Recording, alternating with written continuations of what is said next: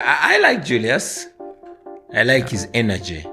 We might differ in a few things because we are fighting for different things. For him, he's fighting for economic rights.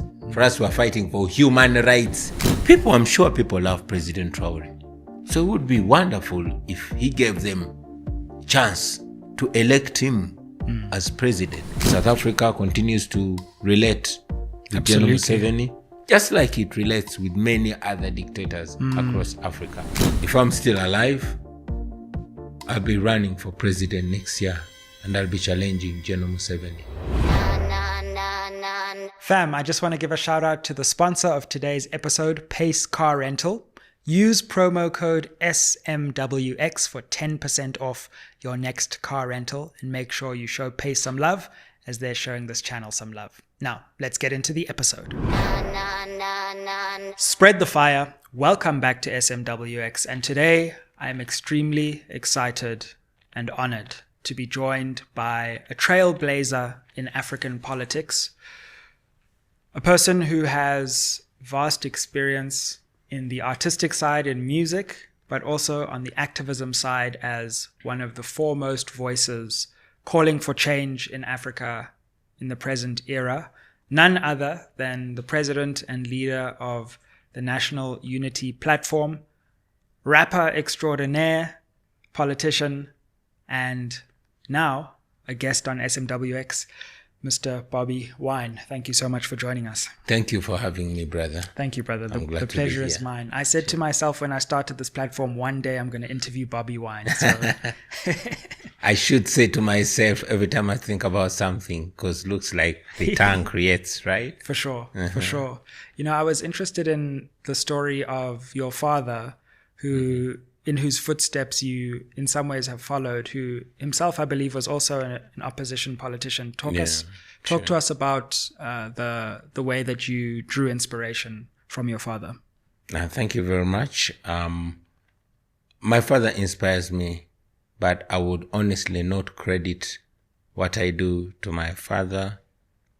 And I could credit it little to my own family. Yes, my family, right from my grandfather, they were political revolutionaries. My grandfather and my father took part in the war that brought in the current government. Indeed, my grandfather passed away in that war. My father was taken political prisoner, sentenced to death, but thanks to corruption, then he was bought out of jail, and that's how he survived. And even our eldest brother was in the struggle. So yes, my family was in the struggle, but that is when I was very young, too young to understand, in fact, because I was born during the war, and everything that I learned about my father was in the past. So yes, I share his DNA, and I grew up in a home where values, especially freedom, earning freedom at whatever cost, were important. But I would credit the inspiration and courage and image to very many people, including Dr. Kizza Besigye, who is now in prison. I would credit young people all over Africa that challenged me to rise to the occasion and speak for myself. Sure, absolutely. And speaking for yourself, in some ways, started with a musical journey. Oh yeah. I'm sorry. No, yeah. Yeah, I was an artist, and speaking for myself through music, in fact, was my most important target.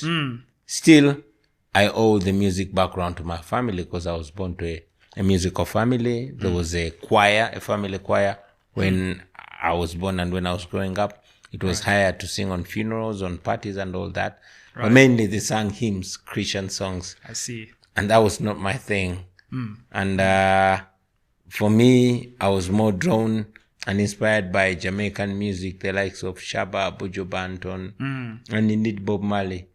Looking at their videos and the lyrics they sang, that is what was representing me, because they were singing about the situation in the ghetto and talking about how it could be better. And that's what I was singing about. Having grown, of course, in a political family. But like I said, I was young when all that happened. Growing out, I was only growing up in the ruins of a political mess.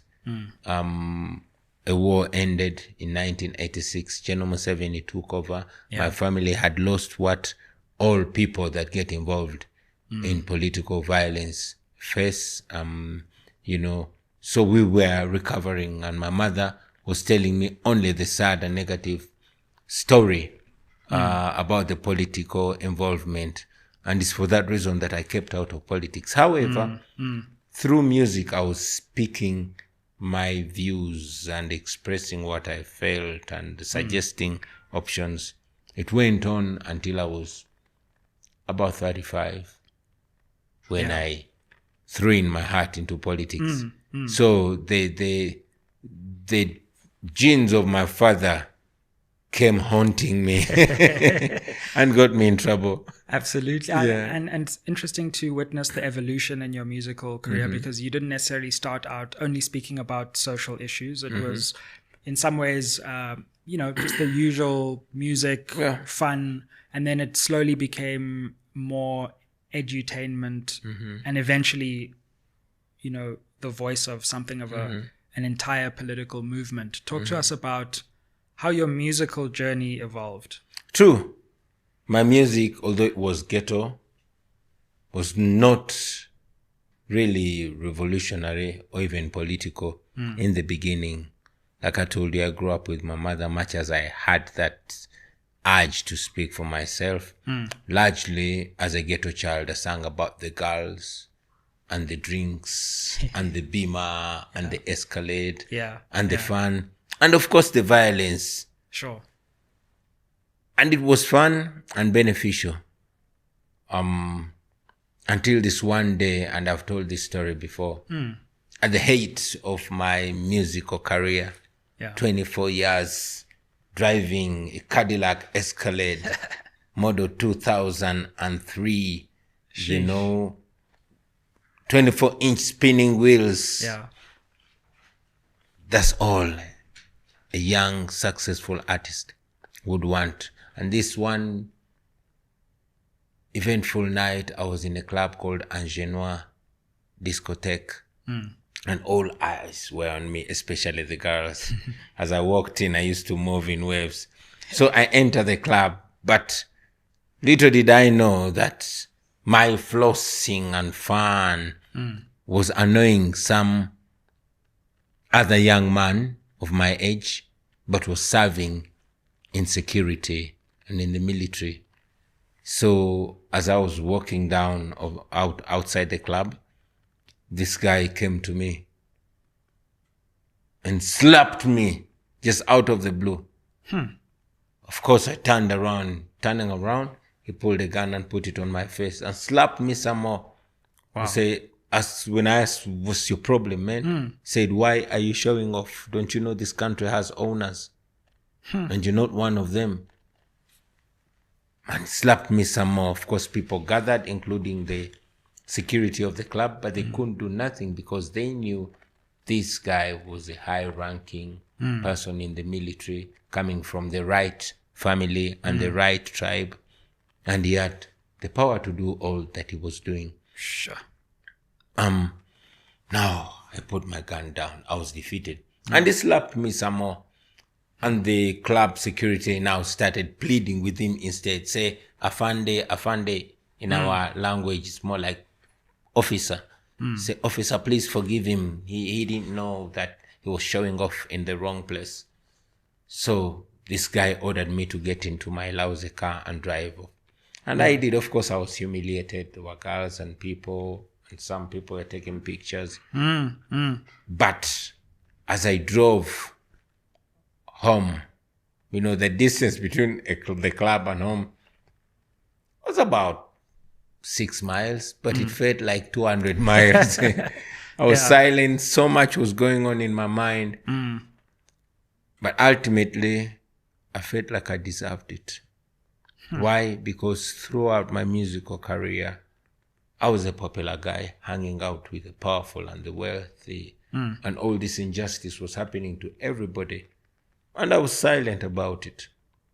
In the same clubs, you would see people, especially those that are connected and powerful, pick up girls and abuse them and do all kinds of things that they want to people. But we couldn't do nothing. I mean, I couldn't say nothing because I thought that was not my business. I was safe anyway. This time it was happening to me, a so-called superstar, but it was happening to me. That night, I took a conscious decision that I will fight back, not just for myself, but for everybody that had and was still facing that. I felt that was my only way to fix what had wronged with my silence and complacency. And it changed my music. And that's when I started singing about social justice and confronting through music the injustices that were going on, including rampant land grabs, the violence on people, the road rage where if you are a taxi driver, you cannot drive, you cannot overtake, a high-ranking officer. They will pull over you and, cane you before they let you go, things like that.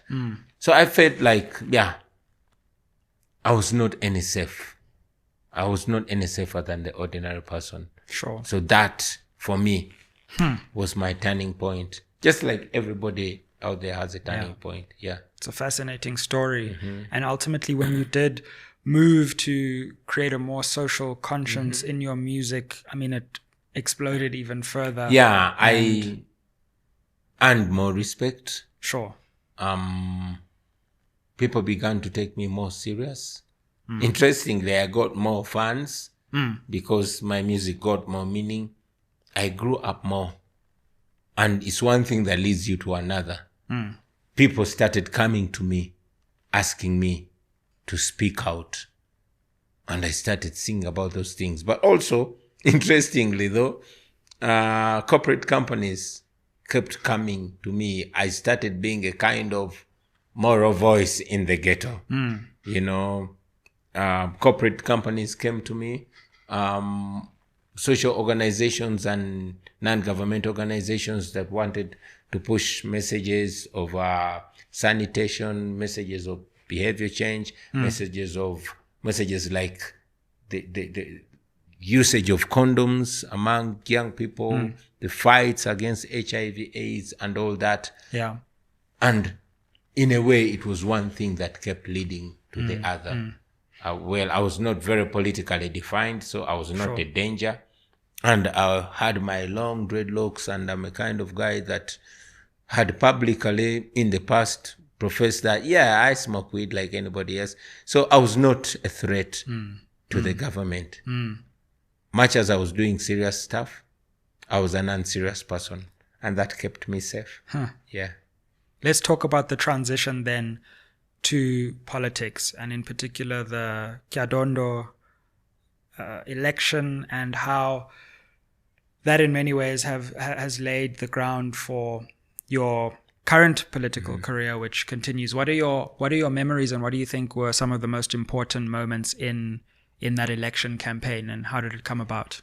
The transition, the practical transition, I think it took time because between the time when my mind switched to when I ran for politics, now that was a span of 10 years. Sure. Because I was about 25 years when I got that attack. And when I changed in that 25 years, so much went on, including my own transformation from a bad man from the ghetto to a ghetto president. Yeah. But I was still a ghetto guy. Of course, I would have political opinions, and sometimes I would share them in a conscious and careful way. We would have political discussions as a crew, me and my friends. Yeah. And we would get angry, but we always kept the cup tight. In 2015, that campaign, artists were brought together because following the influence that we had got, there are other artists as well. So the president of our country then, General Museveni, sent out his people to source artists to sing a praise song for him. Right, sure. And they were paid a lot of money. And they reached out to me, and I rejected the offer. It was a huge offer. Money that I had never touched. Money that I have never touched. Wow. Yeah. But I thought, now this was a very big moral challenge. For me, it has been the biggest moral challenge. Because I was being paid to lie, to praise what I know is wrong. And I refused. Of course, it cost me a great deal. But that refusal still opened opened my eyes more to our influence as artists. The election went on. It was a terrible election, and I was very politically conscious then. Yeah. I saw the opposition leader detained in his home. For the first time, the internet was cut off and all that. And we had a very, very nasty election that pissed me off. And in 2016, that's when I took the decision and said, you know what? I think it is enough singing about these issues. I think it's high time we started acting about these issues. But I was saying this, but I'm just an artist, not even with the necessary education and knowledge to take me into that fight. So in 2016, I went back to school, and I wanted to study the law. That is where I met various friends, including the current Secretary General of our party, the party that I lead. He was our professor at law school. And through the conversations that we had with students and with the professors, we realized that it was foolhardy to study constitutionalism. To study constitutional law in a country that had no constitutionalism. Fast forward, myself, our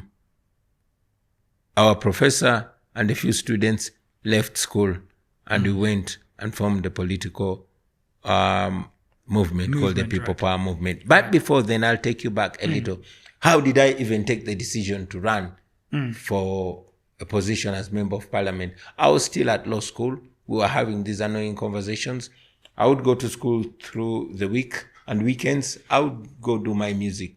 Now, this one, everybody in life has this friend that talks you into trouble, makes you feel like you're Superman. Say, yo, bro, go, you can do that. Yeah. So I have this crazy friend called Nubian Lee. We were driving from the eastern part of the country, and we were discussing, of course, the political dynamics in the country. Whenever there's a headline, there's a newspaper called The Monitor. It puts a placard on the streets. I think you do the same in South Africa. Yeah. Now, what was the headline this time? Chadondo East MP loses seat. So me and Nubian looked at ourselves, looked at it again, looked at ourselves. Yeah. We didn't have to say a thing. Wow. So that was the moment. That was the moment. He said, we are going to Parliament. And you ran, I won. ran. Of course, the government, the ruling party had a candidate, and the main opposition party had a candidate. I ran as an independent candidate. Incredible. I got 80% of the vote. Wow. Now that was insane. It was like a mass awakening of people. The things I'd been singing about, the things that we had been talking about. Yeah. The common people, over 80% of our people live in poverty. And these people had been listening to my music. For a moment, I felt like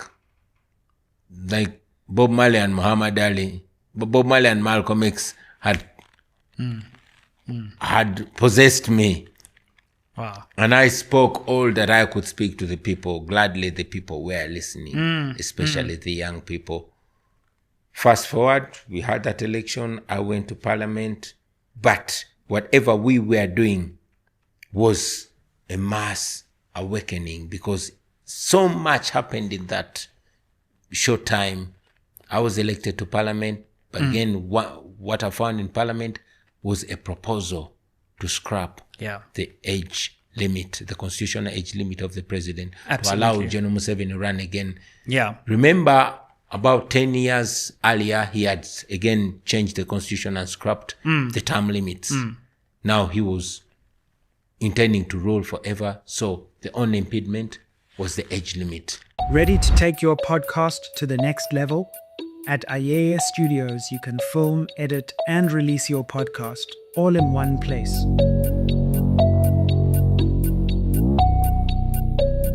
From crisp visuals to clean sound, we've got you covered, and we can even distribute your podcast on YouTube and other platforms. The best part? It's brought to you by the same team that brings you SMWX quality. Are you ready to take your podcast to the next level? Welcome to Ayeye Studios. So That is where I get.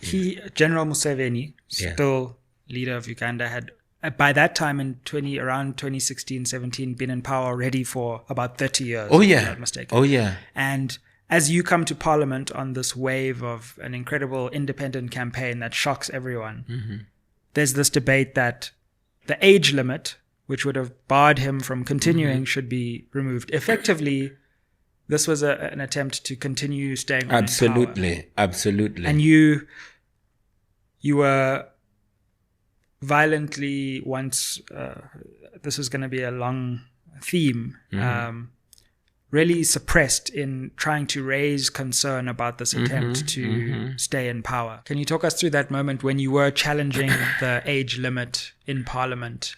Because it was really a new movement in many ways, on the back already of another movement that you'd begun. I entered Parliament amid these ululations and excitement and so much anticipation. I did not have so much resistance or hate because I seemed just as another exciting young man who would be easily bought out. Honestly, I did not know what I was dealing with. Wow. Because I'm sure if I knew, maybe I wouldn't do it the way I did it. Because here I am, I get into Parliament, General Museveni is pushing a bill, and this bill is his life, is the lifeline of the dynasty, is the lifeline of all those that depend on him. So I come into Parliament that has very long-serving politicians, both on the government side and on the opposition side. And it's as if fait accompli for General Museveni. Yeah. But with my entry, the population's focus gets into Parliament. And that is what I'd wanted to do. Because I said, if the Parliament cannot come to the ghetto will come to the Parliament. Now, I wanted to come with the entire generation to Parliament, to focus on Parliament. And Parliament started trending since then. We started putting members of Parliament on a hot seat because we encouraged the people, especially the youth, to reach out to their members of Parliament and put them on pressure not to touch the Constitution. Because if the members of Parliament don't change the Constitution, then Uganda would have a chance to a democracy. But again, by doing that, we were starting a fight with not just the government of Uganda, but with Uganda Police, with Uganda People's Defense Force, with Bank of Uganda, and with every institution of state in Uganda. Because in Uganda, General Museveni is the state and the state is him. Now here, we were daring to challenge the status quo. All the state machinery was unleashed, not just on me, but on other people that dared to resist. And yet they had to resist because the eyes of the people were on them. Yeah. Now it got even more aggressive, but the more brutal the government became, is the more people got focused, and is the more attention that was drawn in. So largely, that was my entry into challenging General Museveni. Fast forward, of course, having planes surrounding the Parliament and the Parliament besieged, having the special forces jump into Parliament and beating everybody. You must have seen that fight that we put up in Parliament. Eventually, they passed that bill that allows General Museveni to rule forever. Of course, after that, I said rather emotionally that, okay, if General Museveni says he's running again, I'm going to challenge him. That excited people. Yeah. I had already said it, I couldn't take it back. It's like when this bully is in a school and is threatening everybody, including the teachers. Yeah. Then this young man says, I'll beat him. And everybody say, yeah, let's go beat him. Okay, what did I just say? But I had said it, and I'm not a man to take back my word. Fast forward, here we are. Absolutely. And, through that process, as you became a national politician, this move towards challenging General Museveni and his party, things really turn quite scarily and horrifyingly violent. We have the Arua situation. And, I'm sure it's something that's well known in Uganda, but for other viewers in different parts of the continent, and especially the South African audience, some of the stories of repression are really harrowing. Not just your own repression, detention, intimidation, bullets meant for you, hitting other people who are close to you, but others around you. Just talk us through, the sheer extent of the repression that you faced once it was clear that you were a national figure who could actually challenge the Museveni regime. I wouldn't talk about this repression as something in the past. Actually, this is something ongoing. Absolutely. As we speak. Your leg has just been seriously injured. Oh, yeah. Actually. Yeah. When we started being very active in parliament and connecting with other people, General Museveni saw the real threat on his hold on to power. He had been in power for so long, more than 30 years then. The corruption had skyrocketed. Basically, everything had gone amiss. And here was somebody that is making efforts to unite all the forces that want change in Uganda.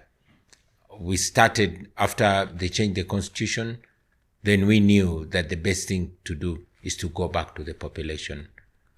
Yeah. And gladly, there were by-elections that were happening then. At that time, I'd already started gaining national popularity because I'm an artist, and people wanted, it's as if they had never seen me again, because indeed they had never seen me without my dreadlocks. They had never seen me without my sagging jeans. They had never seen me speaking straight English because I was speaking in slang. Now, they were seeing their artist, but they wanted to see me in a different shape. So whenever there was a by-election, we put a candidate. Sure. First, it was in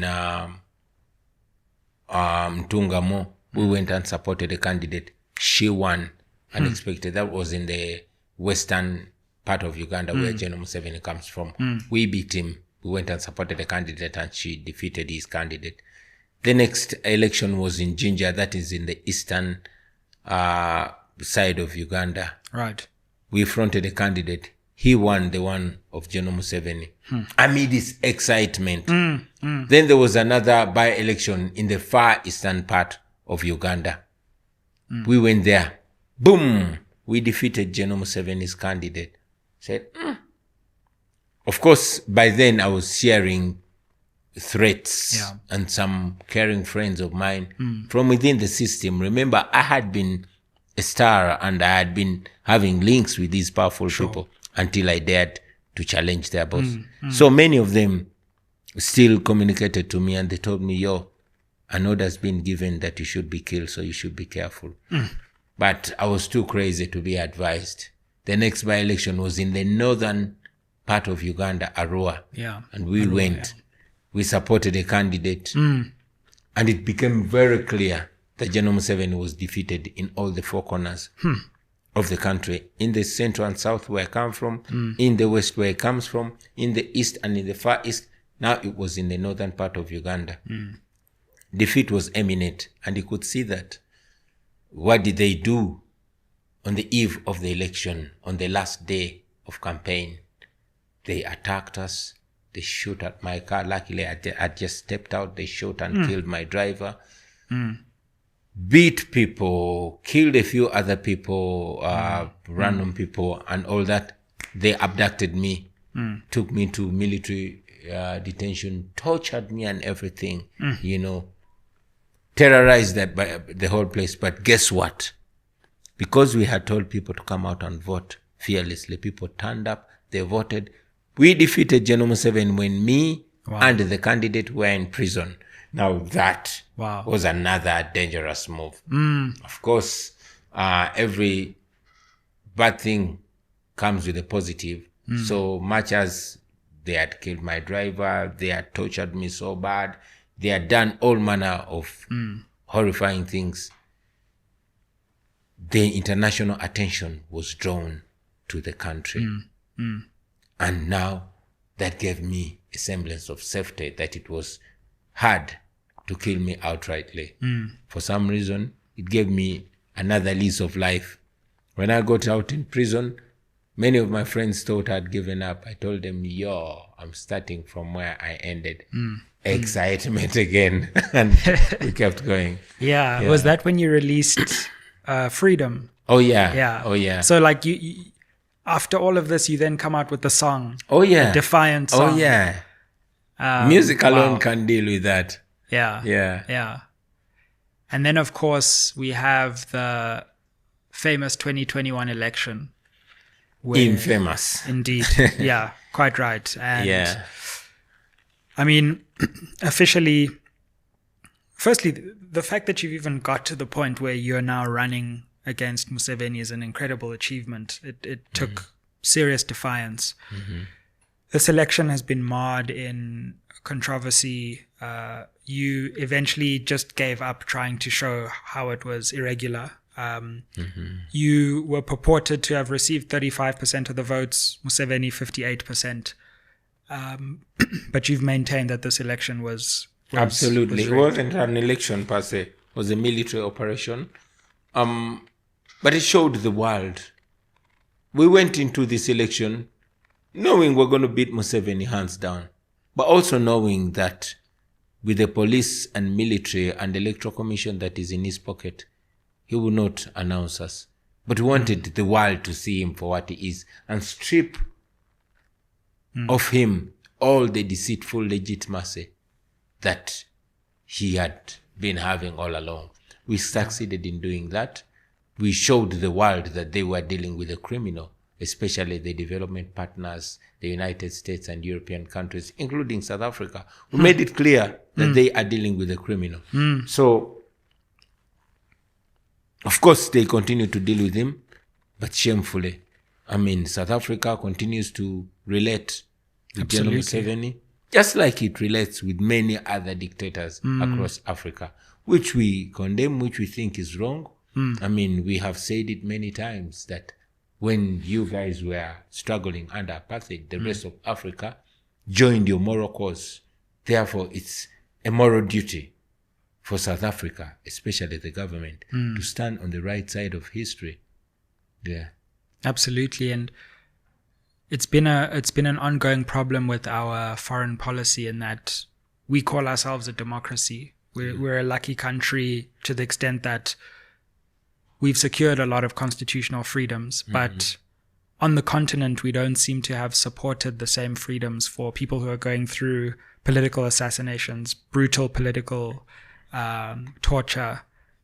Our voice doesn't seem to be consonant with our own values at home. I think that is political hypocrisy, and somebody's got to call it out. Why do I say that?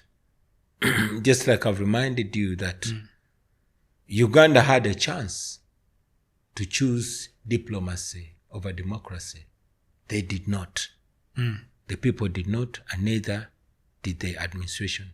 Why is South Africa doing that? I mean, and this happens many times when nations choose diplomacy over democracy. That is not the solution, because it's a betrayal of the populations from those countries. They always look out for each other. If Pan-Africanism means all Africans being uplifted at the same time, unlike Kwame Nkrumah told us that Africa can't be free when there are parts of Africa that are unfree. We are no longer colonized. We don't have colonialism. Therefore, African countries have the right and indeed the power to do the right things for every corner of Africa. Oppression in one part of Africa threatens freedom in other parts of Africa, because dictatorships can actually be exported, you know. And yes, you South Africans have What do you think some South Africa... unconstitutional rights, but those constitutional rights are also endangered if they are not respected elsewhere. Absolutely. Yeah. What do you think we can do to put further pressure on regimes in Africa that are engaging in this kind of political intimidation of opposition leaders? We no longer now request that from government officials. We request that from citizens. We think if citizens unite and stand with each other, the governments will be too ashamed to support what's wrong, you know? I mean, you guys have some freedoms. Yeah, I don't think anybody in South Africa is going to be arrested for tweeting about an injustice that is known. And we are connected as nations, as a continent. We are connected via the internet. Use it and speak for us. But most importantly, use it and call out your leaders not to misuse your taxpayers' money, you know, supporting countries that don't respect rights. But even when they don't use your taxpayers' money, the misrepresentation, we think it should be a no-go zone for a leader of a democracy to help noble stand shoulder to shoulder with the rights-abusing despot. Yeah. You made a fascinating announcement recently in The Guardian, I believe, but can you confirm for us that you are available to stand in the 2026 election against General Museveni once more? Without a doubt. If I'm still alive, I'll be running for president next year, and I'll be challenging General Museveni. Wow. And I'll defeat him again like I have done before. But I don't do this as I, although I say I'm saying I because I want to take the responsibility as an individual. But everything that I do is not just in my own right as an individual. It's a representation of a generation that is yearning for change, that is yearning for the chance to determine its own destiny. Yeah. It's going to be a fascinating election, one of the most important on the continent that year. Absolutely. All we seek is the attention of the continent, the attention of the world. Democracy dies only in the dark. We don't ask anybody from outside Uganda to come help us.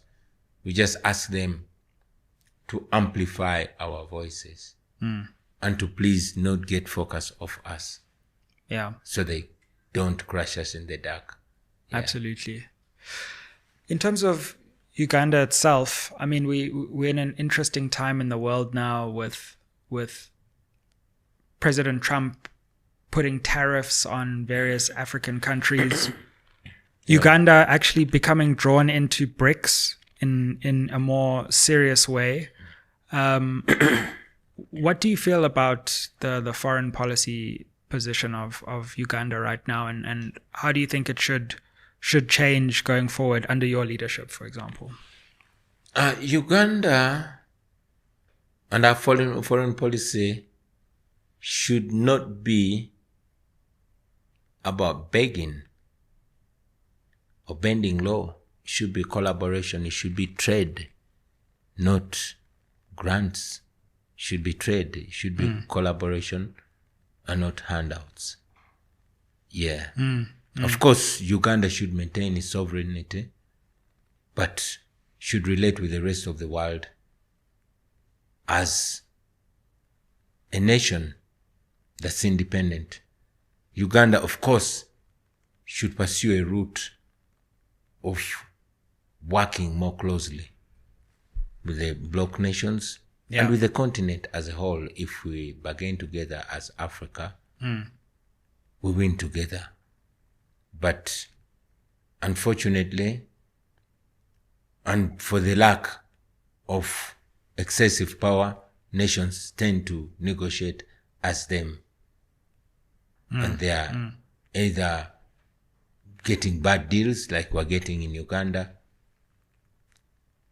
or crushed, and decisions are made according to the interests of those that are in power, who largely make decisions influenced by their desired stay in power.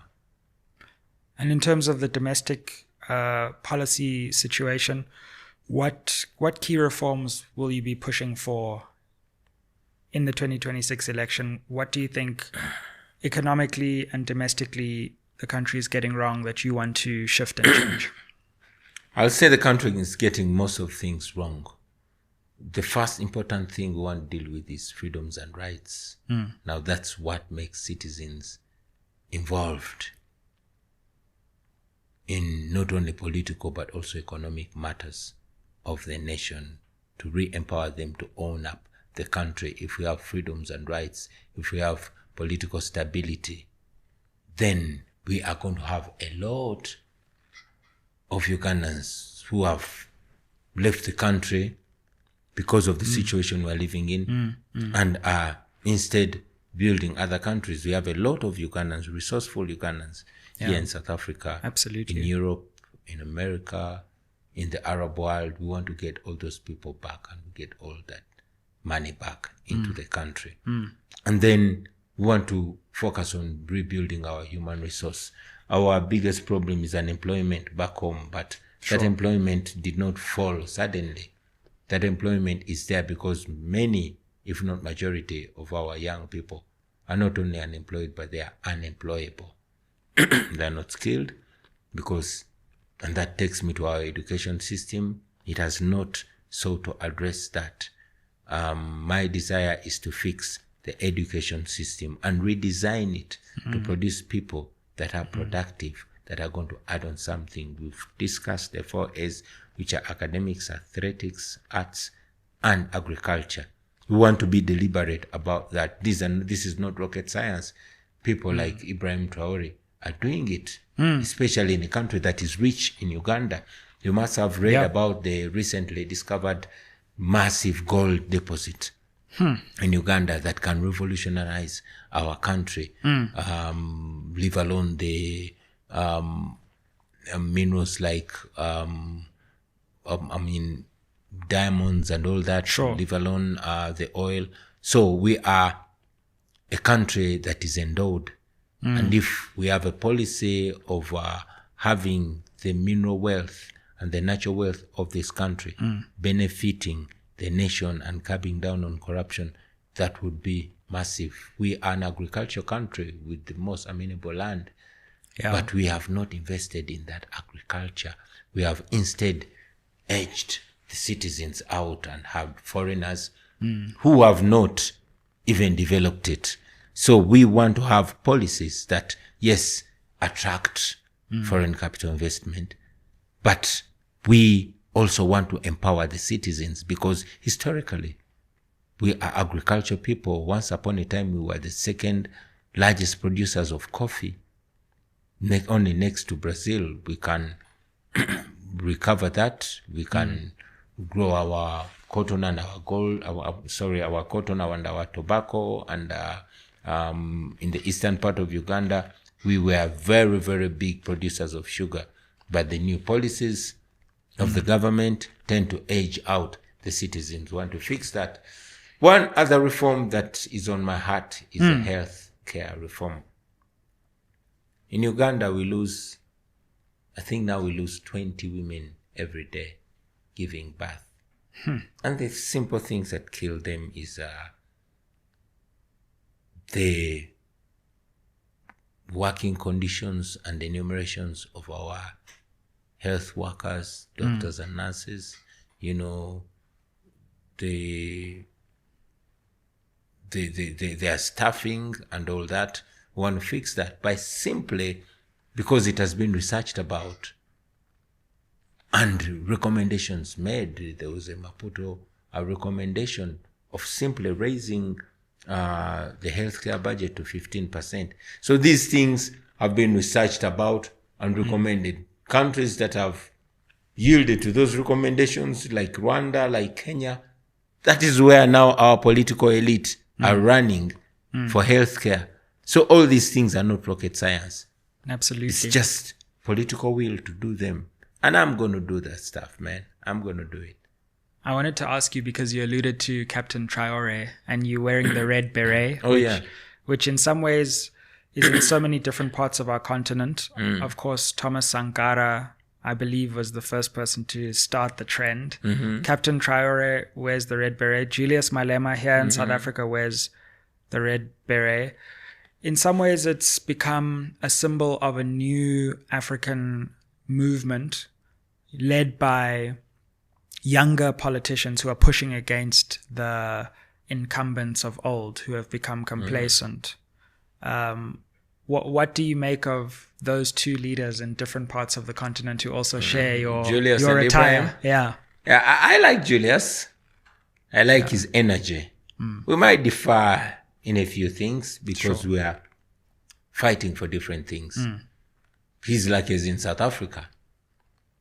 For him, he's fighting for economic rights. For us, we're fighting for human rights. We're fighting first and foremost for the right to be human beings and to have that full human dignity. That is how far back we are. So we're fighting for completely different things. But I have a lot of respect for him. I have a lot of respect for President Traore. Of course, I might disagree with the way he came into power. Sure. But it's not how it comes into power, but how he uses that power and how he relates with the people. And my only disagreement may be with President Traore and is anchored in history. Sure. Because many of the people that come to power have very good words. These nice words that I'm saying, General Museveni said when he was my age, even more eloquently. And we agreed with him. He persuaded our parents and they picked up guns. Many of them died because of the idea that he presented, which even right now, even if they presented it to me, I would agree with it, So he was a great revolutionary. Everything that I'm saying, he was saying. But time, and like they say, absolute power, power corrupts, but absolute power corrupts absolutely. 40 years later, that's what General Museveni did. When he had started, he was the most amazing person. There was zero corruption. Our country developed massively in the first 10 years of General Museveni's presidency, 1986 to 1996. Now, since then, it has only been rolling back because power got onto his head. Not just General Museveni, so many other revolutionaries.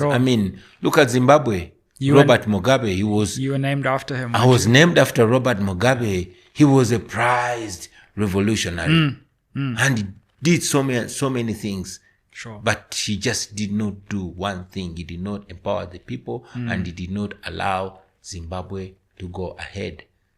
It makes me think. I love President Thomas Sankara, but it makes me wonder what would happen if Thomas Sankara made 30 years in power and then power got over him.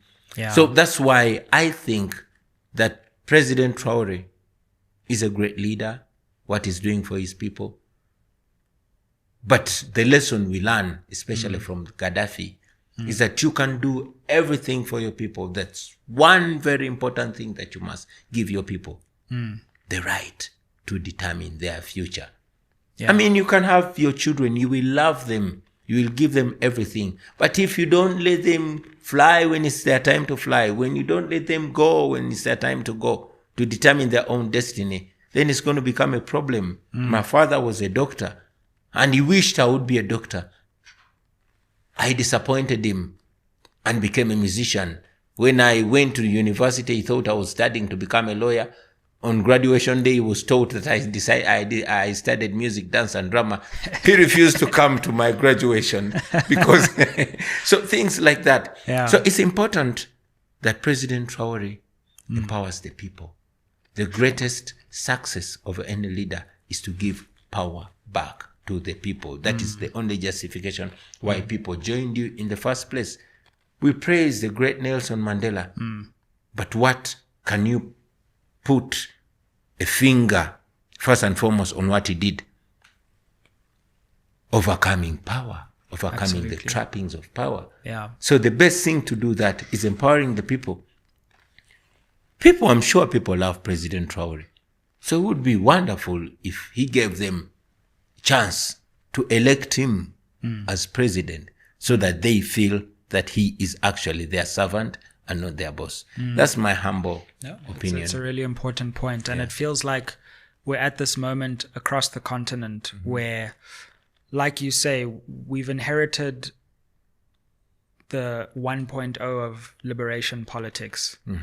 And it's reached its sell-by date. And now a new generation. My friend Mose My Money likes to say, now it's time for us to liberate ourselves from the liberators. Exactly. And I agree with him.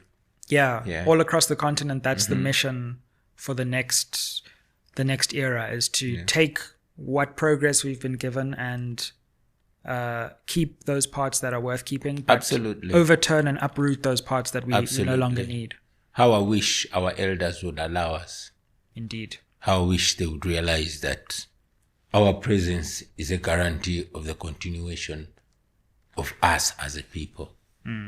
I wish they get to realize that men come and men go. Unfortunately, it's not the case, especially where I come from in Uganda. Yeah. Well, you did actually end up with your law degree. That's something we both share. We both graduated in roughly the same year. Brilliant. You went to law school too? Yeah, I just finished my law degree now. Congratulations. Thank you, brother. And although I got mine in my 40s. Shame.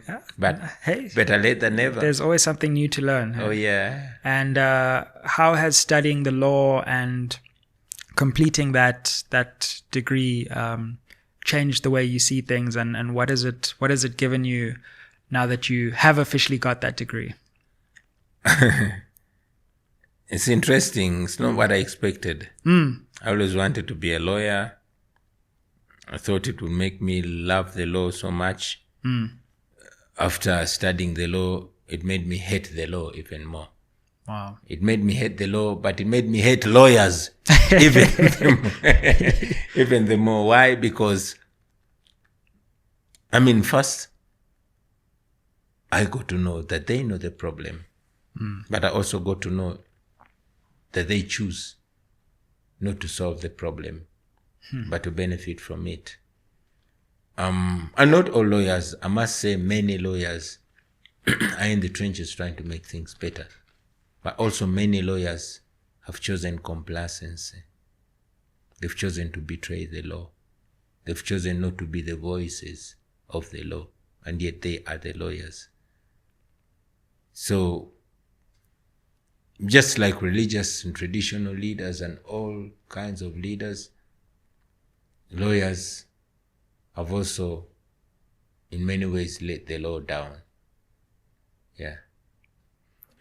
Well, Bobi Wine, it's been a great honor to have you. We wish you all the best for the future. May you be protected.